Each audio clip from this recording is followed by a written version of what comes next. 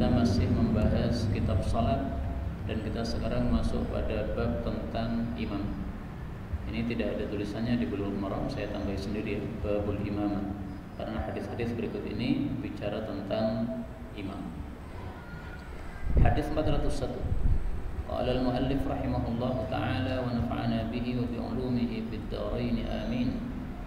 وعن أبي هريرة رضي الله عنه قال قال رسول الله صلى الله عليه وسلم إنما sesungguhnya tiada lain ju'ila dijadikan al-imam imam liyutamma bih untuk diikuti. Bagaimana mengikutinya? Fa idza kabbara, apabila imam sudah mulai takbir, fakabbiru, maka takbirlah.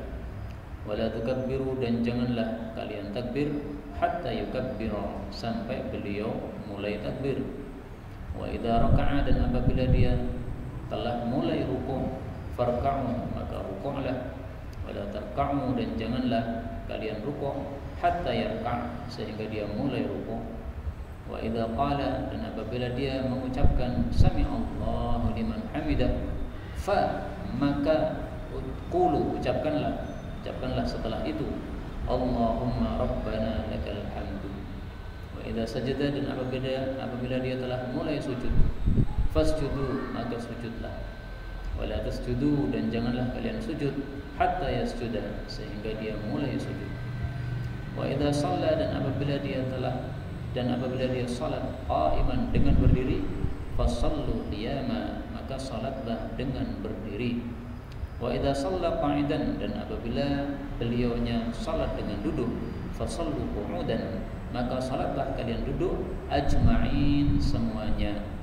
Hadis diriwayatkan oleh Abu Dawud, dan ini lafalnya dan asal hadis ini dalam kitab Sahihain, yaitu Bukhari dan Muslim. Hadis ini menunjukkan bahwasanya innama ju'ilal imamu liyutamma bih. Imam itu untuk diikuti. Yang dimaksud diikuti itu berarti tidak boleh didahului, yang pertama, tidak boleh dibarengi, yang kedua, tidak boleh diselisih, yang ketiga, dan tidak boleh kita maju di depannya, empat. Nah, maka kata-kata liyutam, untuk diikuti, ini meniadakan empat perkara. Jangan dibarengi, karena kalau membarengi itu tidak mengikuti. Jangan mendahului, karena mendahului itu tidak mengikuti. Jangan menyelisih, karena menyelisih itu tidak mengikuti.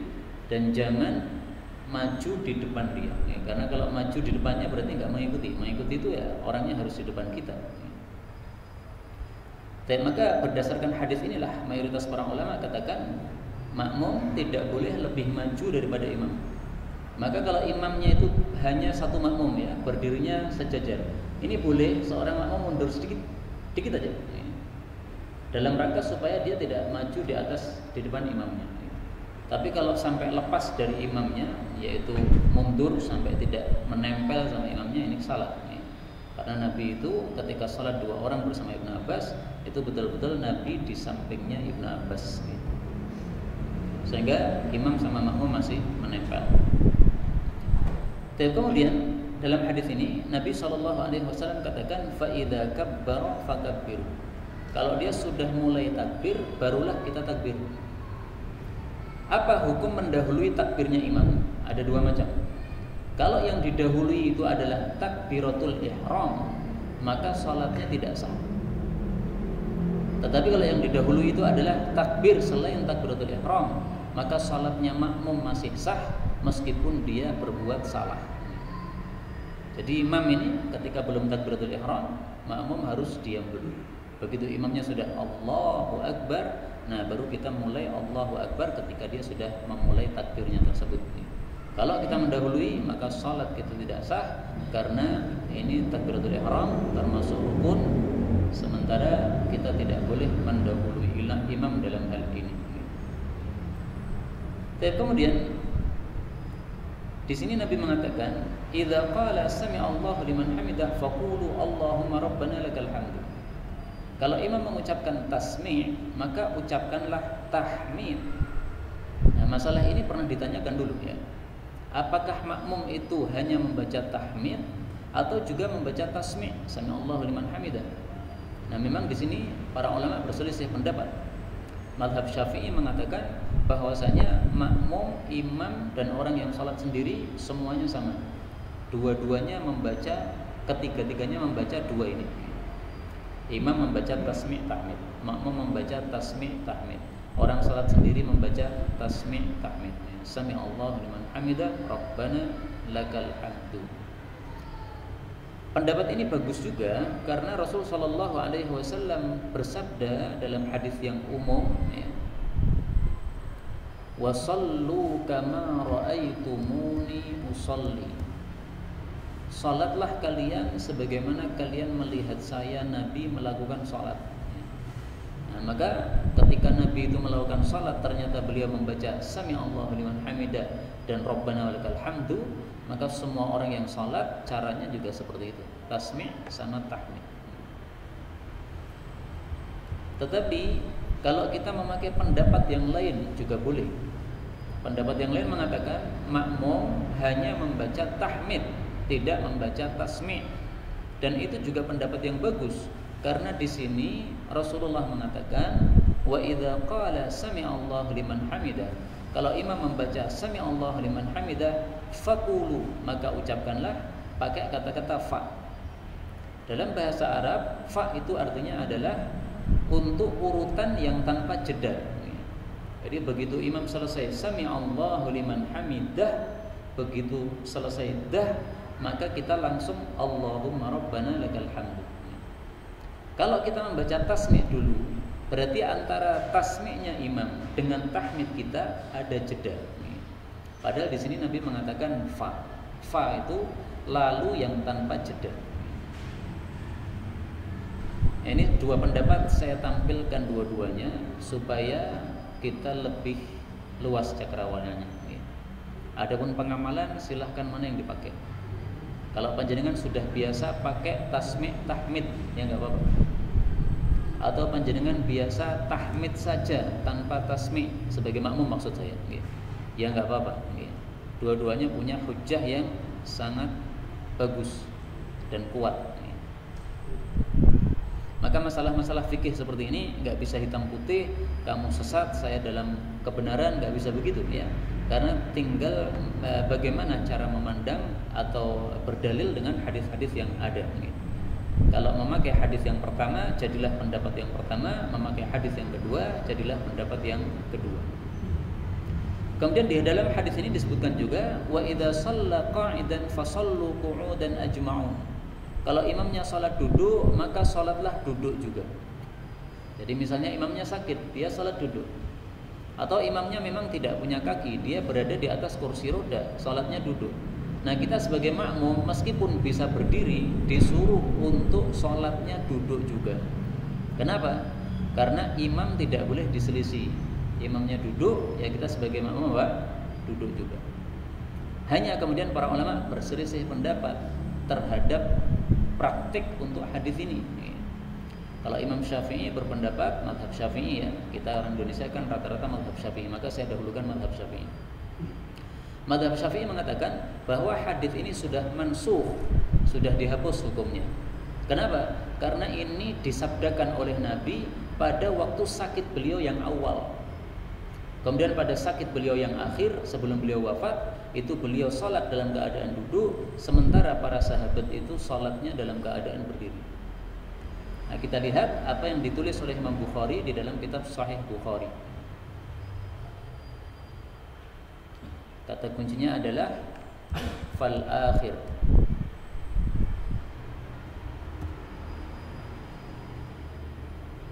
Nah ini. Qala al-Humaidi, berkata Imam Humaidi. Imam Humaidi ini gurunya Imam Bukhari. Qauluhu, perkataan Nabi, idza shalla jalisan, kalau imam salat duduk, fasallu julusan, salatlah kalian dengan duduk, huwa fi maradihil qadim, itu pada sakit beliau yang lama, yang dulu. Thumma shalla ba'da dzalik, kemudian Nabi salat setelah itu jalisan, dalam keadaan beliau duduk, wan nasu khalfahu, sementara para manusia di belakang beliau qiyaman, berdiri. Lam ya'murhum bil qu'ud, Nabi tidak suruh mereka untuk duduk. Nah, kemudian Imam Humaidi berkomentar, Wa innama yu'khadhu bil akhir fal akhir. Tiada lain yang dipakai adalah yang terakhir min fi'lin Nabi sallallahu alaihi wasallam, dari perbuatan Nabi sallallahu alaihi wasallam. Jadi kan dua hadis ini kan bertentangan. Nah, maka kata mazhab Syafi'i, cara mengkompromikannya adalah dikatakan yang pertama itu mansuh karena kejadiannya di awal, yang kedua itu adalah penghapusnya atau nasikhnya karena kejadiannya di akhir. Ini mazhab Syafi'i gitu. Dan itu yang saya pakai. Sehingga kalau saya lihat imamnya duduk karena sakit, maka saya sebagai makmum tetap berdiri. Pernah ini saya alami ketika daurah di Iskarima, itu syekhnya dari Saudi, beliau memang tidak kakinya memang pincang, sehingga beliau itu salat pakai kursi roda. Maka beliau sejak awal sudah duduk salatnya. Tapi saya lihat semua jamaah nggak ada yang duduk sama sekali. Jadi tampaknya semuanya sepakat pakai mazhab Syafi'i di sini, semuanya duduk, semuanya berdiri karena mereka mampu untuk berdiri. Beda lagi mazhab Hambali. Mazhab Hambali mengatakan bahwa dua hadis ini sama-sama berlaku. Perhatikan bagaimana kecerdasan Imam Ahmad menggabungkan hadis ini. Beliau mengatakan, pada hadis yang terakhir di mana Nabi sakit itu kasusnya berbeda dengan kasus hadis yang pertama. Kalau kasus hadis yang pertama, Nabi SAW itu duduknya tidak di awal salat. Jadi mungkin di tengah-tengah salat imamnya kemudian lelah atau imamnya kemudian merasa sakit, akhirnya dia duduk. Nah, maka kalau kondisinya seperti itu, para jamaah kemudian apa? Kemudian kalau imamnya tengah-tengahnya duduk, maka para jamaah tetap berdiri. Tetapi kalau imamnya itu sejak awalnya duduk, maka para jamaah tetap duduk. Bisa dipahami? Nah, pada hadis yang kedua, yaitu ketika Nabi sakit dan menjelang wafat itu awalnya orang-orang berdirinya, salatnya sudah berdiri. Imamnya adalah Abu Bakar berdiri, para jamaah juga berdiri. Kemudian di tengah-tengah mereka salat, tiba-tiba Nabi SAW datang masuk masjid. Akhirnya beliau maju ke depan, di samping Abu Bakar. Ini Abu Bakar, ini di samping kirinya Nabi. Maka Nabi menjadi imam untuk seluruh manusia setelah diimami oleh Abu Bakar dalam kondisi berdiri. Nah, maka kata Imam Ahmad, kalau imamnya itu sejak awal berdiri, maka para jamaah tetap berdiri. Meskipun di tengah-tengah sholat imamnya duduk, para jamaah tetap berdiri. Kenapa? Awalnya tadi berdiri. Tapi kalau imamnya awalnya duduk, nah, maka kita semuanya harus duduk. Nah, mau yang dipakai yang mana? Kalau saya lebih cenderung pendapat Imam Syafi'i tadi, demikian juga yang dipilih oleh Imam Bukhari dari gurunya Imam Humaydi, ya, bahwa hadis yang terakhir itu menghapus hadis yang pertama. Wallahu a'lam bishawab. Dan saya sarankan untuk pakai mazhab ini. Kenapa? Karena sebagian mazhab berpendapat bahwasanya kalau imamnya duduk karena sakit, sementara kita makmum duduk padahal mampu berdiri, maka itu tidak sah. Menurut sebagian mazhab. Nah, daripada kita terkena mazhab yang mengatakan tidak sah, jadi lebih baiknya kita pakai yang disepakati aja, yaitu yang disepakati sahnya, sehingga kita dalam kondisi berdiri. Kita lanjutkan 402. Wa an Abi Sa'id al-Khudri radhiyallahu anhu anna Rasulullah sallallahu alaihi wasallam ra'a, melihat fi ashabihi, pada sahabat-sahabatnya, ta'akhuran, ada kemunduran. Maksudnya mereka lebih suka shaf yang belakang. Faqala, maka Nabi bersabda, taqaddamu, majulah, fa'tamu bi, maka bermakmumlah kepada saya. Wal ya'tamma bikum, dan hendaklah bermakmum kepada kalian man ba'dakum, orang yang setelah kalian. Hadis diriwayatkan oleh Imam Muslim. Hadis ini menunjukkan dihasungnya memilih shaf yang depan. Jadi kalau datang ke masjid, selama shaf yang depan itu masih kosong, hendaklah kita menempati shaf yang depan. Kecuali tempat yang di dekat imam, ya. Tempat yang di dekat imam ini mestinya untuk orang-orang yang paham, yang kira-kira kalau imamnya batal itu bisa mengganti posisi imam. Yang kira-kira kalau imamnya bacaannya salah itu bisa membetulkan bacaan imam. Maka untuk belakang imam ini tidak semua orang menempati, tapi orang-orang yang paham atau orang-orang yang sudah lama ngaji yang paham sehingga dia berada di belakang imam ini. Tapi tempat-tempat yang lain, saf kiri, saf kanan, ini selama masih kosong, maka kita jangan memilih saf yang kedua, pilihlah saf yang pertama. Dalam hadis yang lain Rasul sallallahu alaihi wasallam bersabda bahwasanya kalau orang-orang mengetahui fadilah saf yang pertama, pasti mereka akan berlomba-lomba untuk mendapatkannya. Lastabaqu alaihi. Lau ya'lamun nasu ma fin nida was saffil awwal. Kalau orang-orang mengetahui fadilahnya adzan dan saf yang pertama, thumma lam yajidu illa ayastahimu alaihi, kemudian mereka tidak bisa mendapatkan kecuali harus berundi, lastahamu, sungguh mereka akan berundi. Kalimatnya lastahamu ya, bukan lastabahu. Ini hadis sahih diriwayatkan oleh Bukhari dan Muslim. Maka kita harus paham fadilah saf yang awal. Saf yang awal itu minimal adalah saf yang pertama dan saf yang kedua. Kalau saf yang ketiga dan setelahnya itu sudah derajatnya biasa. Tapi kalau saf yang pertama dan saf yang kedua ini derajatnya masih unggul. Mari kita lihat hadisnya. Marratain.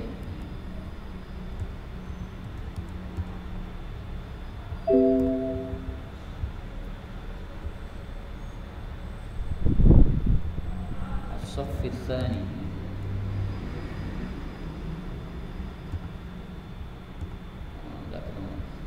Kana yastaghfir.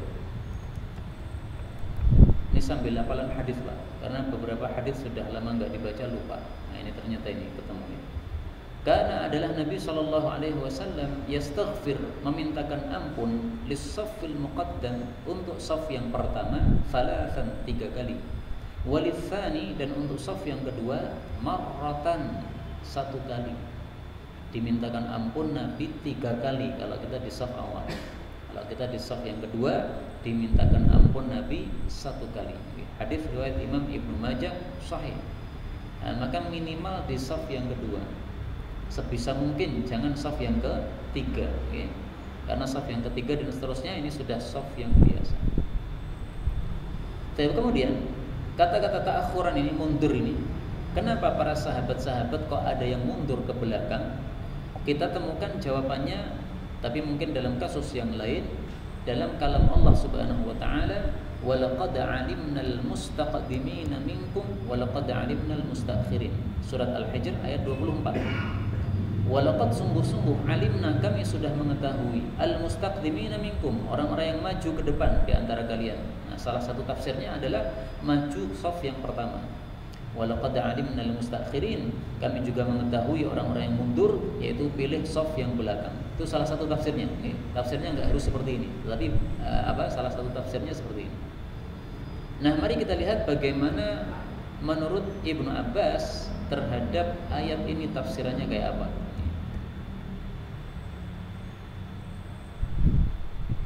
Ibnu Abbas mengatakan, kanat imra'atun, ada seorang wanita, tusalli khalfan Nabi sallallahu alaihi wasallam, salat di belakang Nabi, maksudnya jadi makmum belakang sana. Hasna, dia cantik, min ahsanin nas, termasuk manusia yang tercantik. Fakana ba'dul qaumi yastaqdim fi shaffil awal, maka sebagian jamaah laki-laki sengaja maju ke depan li'alla yaraha, supaya enggak terlihat. Karena kalau terlihat kecantikannya akan mengganggu kekhusyuan salat. Wa yastakhiru ba'duhum, sebagiannya malah pengen di belakang, hatta yakuna fi shaffil muakhar, pengen di shaf yang terakhir. Supaya apa? Fa idza raka'a, kalau dia ruku', qala hakadha yanzur min tahti ibti, dia bisa melihat dari belakang ketiaknya. Kelihatan, wah cantik sekali. Jadi ruku' sambil ngelirik nih, Pak. Inilah yang dimaksud fa anzalallah, Allah turunkan ayat walaqad alimnal mustaqdimina minkum. Allah tahu siapa yang maju ke depan supaya enggak melihat wanita. Walaqad alimnal mustaakhirin, Allah juga tahu siapa yang sengaja di belakang untuk melihat wanita tadi. Ini hadisnya tidak dhaif loh ya. Sahih kata Syekh Albani, diriwayatkan oleh Ibnu Majah, At-Tirmidzi dan An-Nasai. Tapi jangan kita mencela sahabat Nabi sallallahu alaihi wasallam. Nah, biasanya gini-gini ini adalah sahabat Nabi yang tidak terkenal ya. Kalau sahabat Nabi yang Abu Bakar, Utsman, Ali dan sebagainya, ya nggak mungkin mereka pilih di belakang untuk hanya gara-gara melihat wanita gini. Ya. Bisa jadi itu sahabat-sahabat yang Arab desa atau yang apa, yang kurang terkenal. Oke.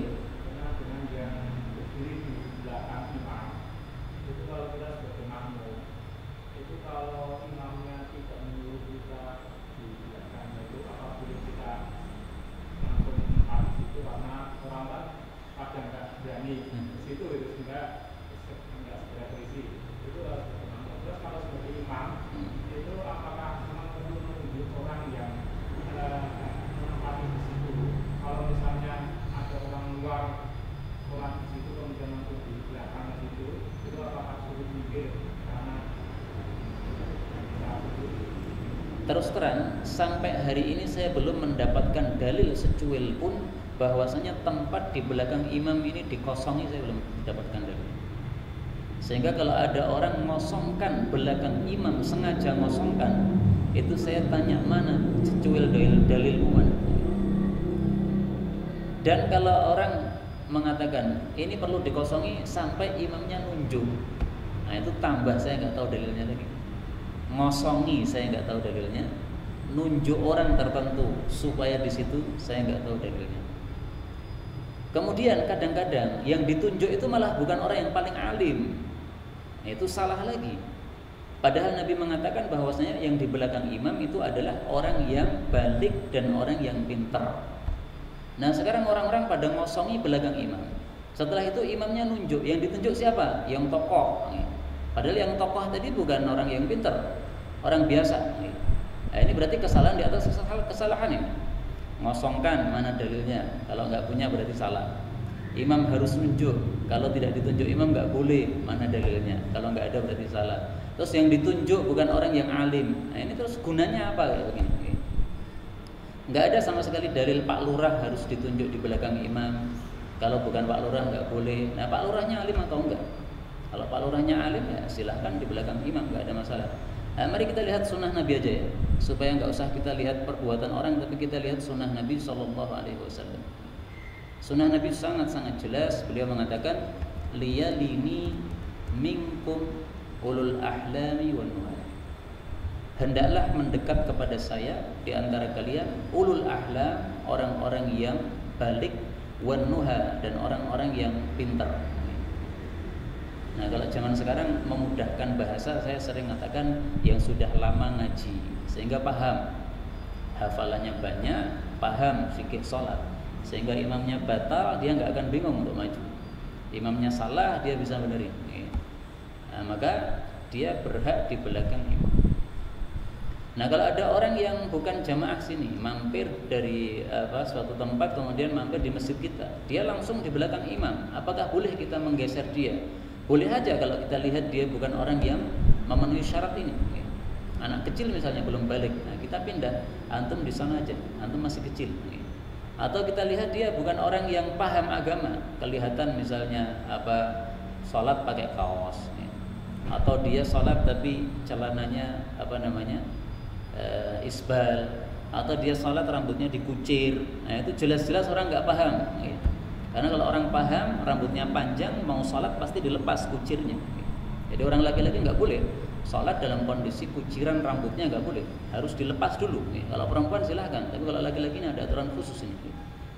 Nah, maka kalau kita lihat tanda-tanda dia nggak paham, pindah nggak apa-apa. Tapi kalau kita lihat tanda-tanda paham, kenapa dipindah? Biar aja dia berada di belakang imam, karena memang dia sudah berhak, sebagaimana sabda Nabi, al-ahlami wan nuha. Nabi tidak mengatakan harus orang tempatan, nggak ada. Syaratnya satu, ahlam, balik, dua, nuha, paham agama. Udah. Sementara kalau orangnya musafir, dia memenuhi syarat ini, ya sudah termasuk apa yang memenuhi syarat, diperbolehkan untuk berada di situ. Ini hadisnya riwayat Imam Muslim. Nah masalah ini, marilah kita mengikuti dalil, jangan mengikuti adat, dan jangan mengikuti orang. Karena kalau kita mengikuti orang sementara tidak ada dalilnya, itu satu kesalahan. Para ulama-ulama kita, ulama madhab, mereka melarang kita untuk mengikuti mereka apabila kita tidak mengetahui dalil mereka.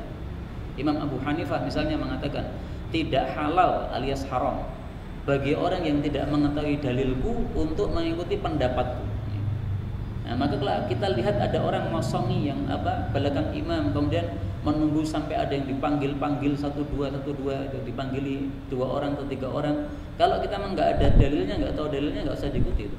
Ikuti hadis Nabi SAW, karena kita akan selamat dengan mengikuti sunnah Nabi, bukan mengikuti manusia.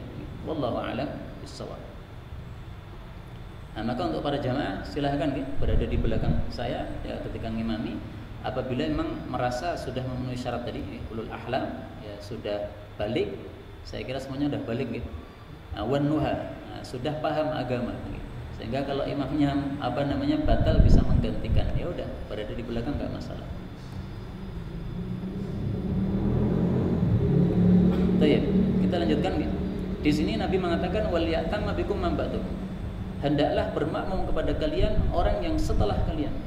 Orang setelah kalian itu siapa? Ini ada 2 tafsiran. Tafsiran yang pertama maksudnya adalah generasi setelah sahabat mengikuti atau bermakmum kepada generasi sahabat. Jadi para sahabat bermakmum kepada Nabi, mengikuti bagaimana tata cara salat Nabi. Nanti para sahabat jadi imam, para tabi'in mengikuti bagaimana tata cara salat para sahabat, dan seterusnya sampai zaman kita sekarang ini. Man ba'dakum itu seperti itu, orang-orang atau generasi setelahnya. Boleh juga dimaknai man ba'dakum itu adalah shaf berikutnya. Jadi shaf pertama mengikuti imam karena dia bisa melihat imam. Shaf yang kedua nggak bisa melihat imam, maka dia melihat shaf yang pertama. Shaf yang ketiga melihat shaf yang kedua, dan seterusnya. Karena itu tidak disyaratkan makmum itu harus melihat imam. Tidak disyaratkan makmum itu harus mendengar imam. Kalau dia bisa mengikuti orang yang mengikuti imam, udah cukup.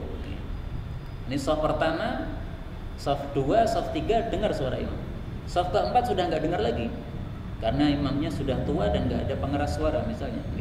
Nah, maka shaf keempat ini sholatnya tetap sah, meskipun lihat imam juga nggak kelihatan karena tertutupi oleh shaf berikutnya, depannya. Dan dia tidak mendengar suaranya, nggak masalah ketika dia bisa mengikuti dengan melihat orang yang di depannya. Dalilnya hadis ini, wal ya'tamma bikum man ba'dakum. Hendaklah shaf berikutnya bermakmum dengan yang depannya. Hadis 403. Wa an Zaid bin Thabit radhiyallahu anhu qala ihtajara, membuat kamar Rasulullah sallallahu alaihi wasallam hujratan, satu kamar, bi khasafatin, dengan khasafah itu anyaman dari pelepah kurma. Fasalla fiha, lalu beliau salat padanya. Fatatabba'a, lalu mengikuti ilaihi, kepada beliau, rijalun, beberapa laki-laki sahabat Nabi. Waja'u, dan mereka datang, yusalluna, mereka salat, bi salatihi, dengan salat Nabi sallallahu alaihi wasallam. Maksudnya jadi makmumnya. Hadis ini diringkas ya. Wa fihi, di dalamnya ada afdalu salatil mar'i, paling afdalnya salat seseorang adalah fi baitihi, di rumahnya sendiri, illal maktubah, kecuali salat wajib. Hadis muttafaqun alaih. Hadis ini menunjukkan apa? Bolehnya salat sunnah berjamaah. Karena kasus hadis ini, Nabi salat malam di masjid, kemudian orang-orang bermakmum di belakang beliau, maka salat sunnah berjamaah itu boleh. Suami istri salat sunnah berjamaah salat malam, bagus ya. Hadisnya menghasung kepada hal itu. Kutiba minadz-dzakirin Allah katsiran wadz-dzakirat. Idza istayqadha ar-rajul minal lail, apabila suami bangun malam, wa ayqadha ahlah, lalu membangunkan istri, wa shallaya rak'atain, lalu keduanya salat 2 rakaat. Dalam riwayat yang lain ada tambahan jami'an, dengan berjamaah. Maka boleh bangun malam salat berjamaah suami istri sesuai dengan hadis tersebut. Wa shallaya jami'an. Kutiba minadz-dzakirin Allah katsiran wadz-dzakirat. Maka keduanya termasuk orang-orang yang banyak zikir kepada Allah, baik laki-laki maupun perempuan. Hadis riwayat Abu Dawud sahih.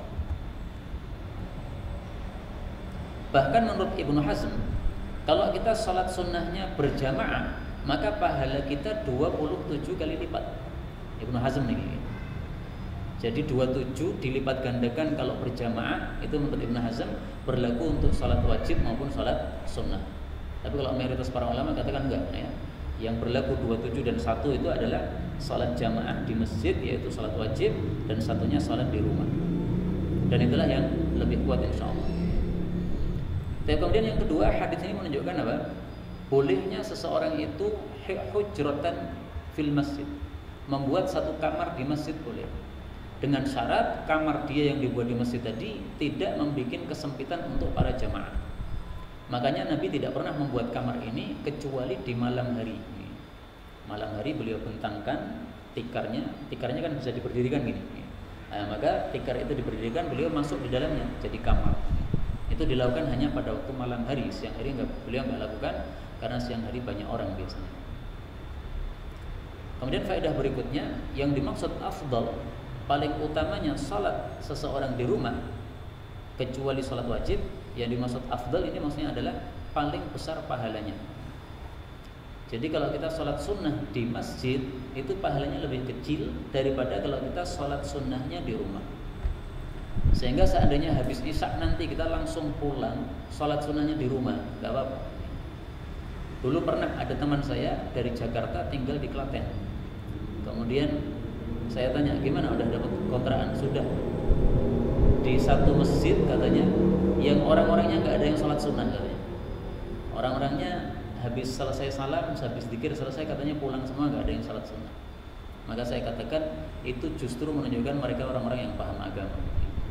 Karena mereka tidak mau sholat sunnah di masjid, mereka pilih sholat sunnahnya di rumah supaya pahalanya lebih besar.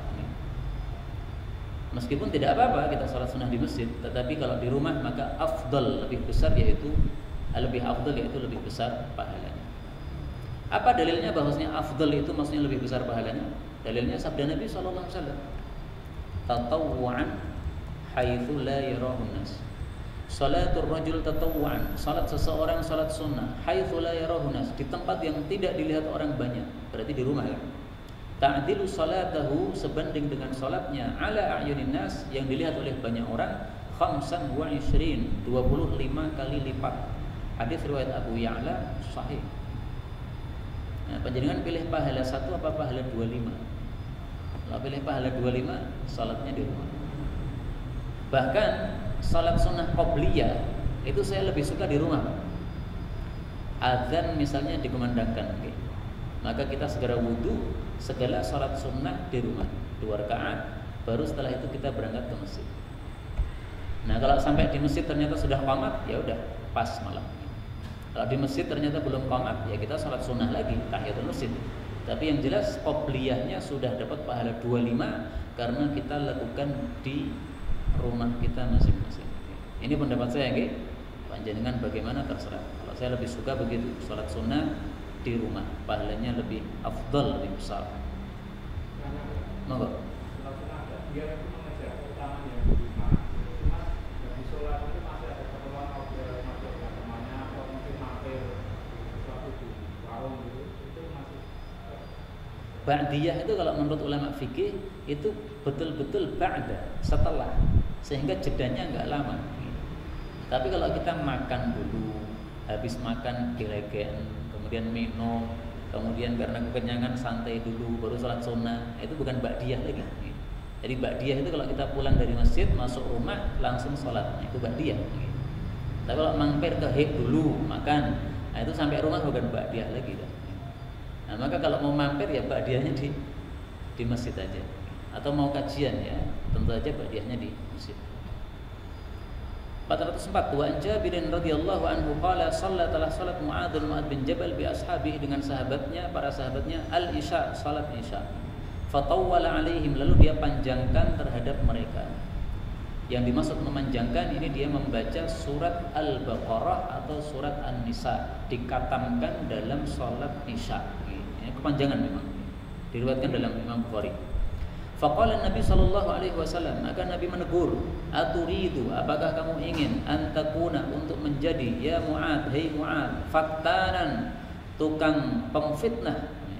Maksudnya pemfitnah ini menyiksa teman-temannya dengan lamanya berdiri. Karena fitnah itu artinya siksaan. Idza amamta, kalau kamu mengimami an-nasa, para manusia, faqra, maka bacalah surat wasyamsi wadduhaha, sabbihisma rabbikal a'la, iqra bismi rabbikal ladzi khalaq, wal laili idza yaghsha. Muttafaqun alaih, dan lafal ini diriwayatkan oleh Imam Muslim. Hadis ini menunjukkan bahwasanya imam untuk para jamaah yang umum tidak boleh terlalu panjang. Nah, Nabi sudah menghasung untuk membaca 4 surat ini. Kira-kiranya, wasyamsi, al-a'la, iqra, al-lail. Nah, ini tidak harus 4 surat ini. Maksudnya sepanjang itu. Kalau kita perhatikan dalam mushaf Al-Quran yang cetakan Indonesia, 4 surat ini kira-kiranya adalah setengah halaman. Nah, maka kalau kita mau jadi imam itu paling bagus patokannya itu setengah halaman dari cetakan Indonesia.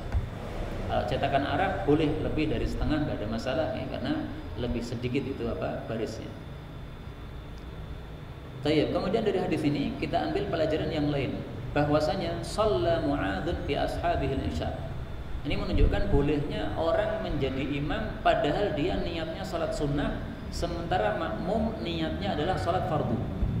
Karena Mu'adz bin Jabal ini sudah salat isya bersama Nabi di Masjid Nabawi, kemudian dia pulang ke kampungnya, kampung Bani Salamah, kemudian menjadi imam di kampung Bani Salamah. Nah, tentu saja salat yang kedua yang dilakukan oleh Mu'adz ini adalah salat sunnah. Karena salat wajib sebagaimana sudah kita pelajari kemarin tidak boleh diulangi satu hari 2 kali. Berarti ini adalah apa? Salat sunnah. Maka imam niatnya berbeda dengan makmum itu enggak masalah. Ini tidak termasuk menyelisih imam yang dilarang. Menyelisih imam dilarang itu adalah dalam hal gerakan. Imamnya sujud, kita malah berdiri, itu menyelisih imam. Kalau dalam hal hay'ah saja tidak apa-apa menyelisih imam. Imamnya kunut, dia pakai angkat tangan. Makmumnya tidak angkat tangan, enggak apa-apa. Ini hanya hay'ah saja. Tidak menyelisih karena masih tetap imamnya dan makmumnya berdiri. Karena memang angkat tangan dalam kunut itu tidak wajib. Mau angkat boleh, mau tidak angkat juga boleh. Yang penting kita aminkan aja doa dia. Demikian juga misalnya kalau imamnya duduk tawarruk karena dia tahiyat akhir. Sementara kita duduknya iftirash karena kita masih telat, nanti akan nambah lagi. Nah, duduknya beda, enggak ada masalah. Yang penting sama-sama duduk itu tidak menyelisih imam. Faedah yang kedua, hadis ini menunjukkan bahwasanya seorang makmum apabila mendapati imamnya bacaannya terlalu panjang, sementara dia punya hajat untuk segera dia lakukan, dia boleh untuk melanjutkan sholat sendiri, Pak. Caranya bagaimana? Dalam hati dia niatkan untuk putus menjadi makmum. Tidak usah diucapkan, niatan aja. Saya udah nggak jadi makmum lagi. Nah, habis itu kita kemudian lanjutkan sholat kita sendiri. Dan ini juga boleh diterapkan apabila imamnya sholatnya terlalu cepat. 7 menit 23 rakaat. Wah, ini nggak bisa ngikuti kita. Ya udah, niatkan dalam hati aku sholat jadi makmum. Sholatmu orang genah. Nah, kemudian kita sholat sendiri. Maka boleh kita memutus dari jamaah apabila imamnya terlalu panjang atau apabila imamnya terlalu cepat tadi, sehingga kita tidak bisa mengikuti kecepatannya. Kita lihat bagaimana Imam Bukhari sangat bagus beliau membuat menulis judulnya bab ini. Kayaknya udah saya tulis di sini. Nah ini. Qala al-Bukhari, Imam Bukhari berkata, babu idza tawwala al-imam, apabila imam salatnya terlalu panjang, wa kana lirrajul hajah, sementara makmum ini punya hajat untuk keluar, fa kharaja, maka dia keluar, fa shalla, lalu dia salat sendiri. Jadi boleh mutus untuk salat sendiri, enggak ada masalah.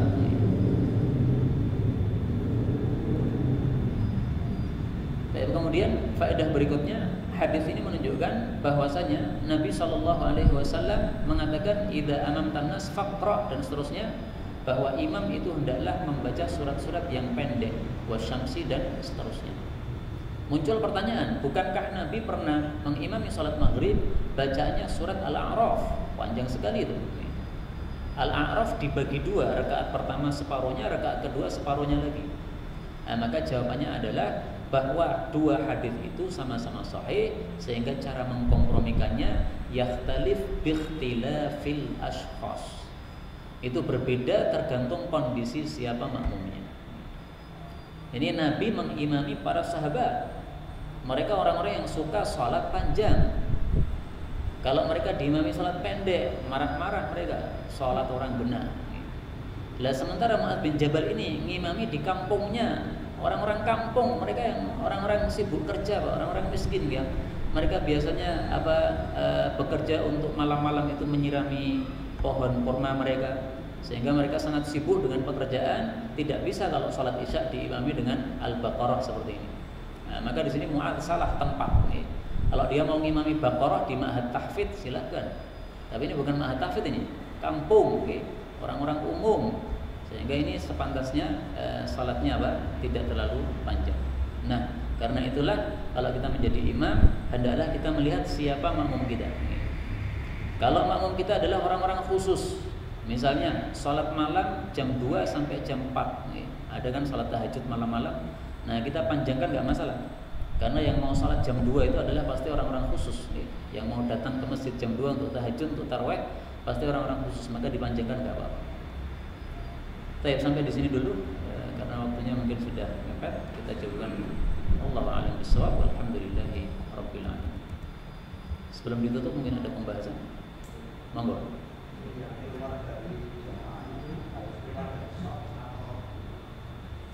Boleh melanjutkan tetap di shaf, tapi dia sholat sendiri. Boleh juga seperti yang dilakukan oleh makmumnya Mu'adz tadi, dia mundur. Setelah dia mundur, kemudian dia sholat sendiri. Nah, kalau memang tempatnya bisa untuk mundur nggak apa-apa.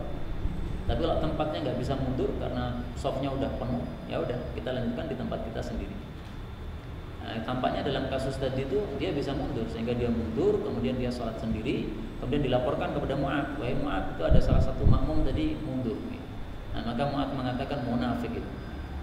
Nah, orang yang dikatakan munafik gak terima, saya laporkan sama Nabi kamu sholat terlalu panjang. Maka ternyata yang dimarahi oleh Nabi bukan orang tadi, tapi malah Mu'adz yang dimarahi oleh Nabi Sallallahu Alaihi Wasallam. Ada lagi?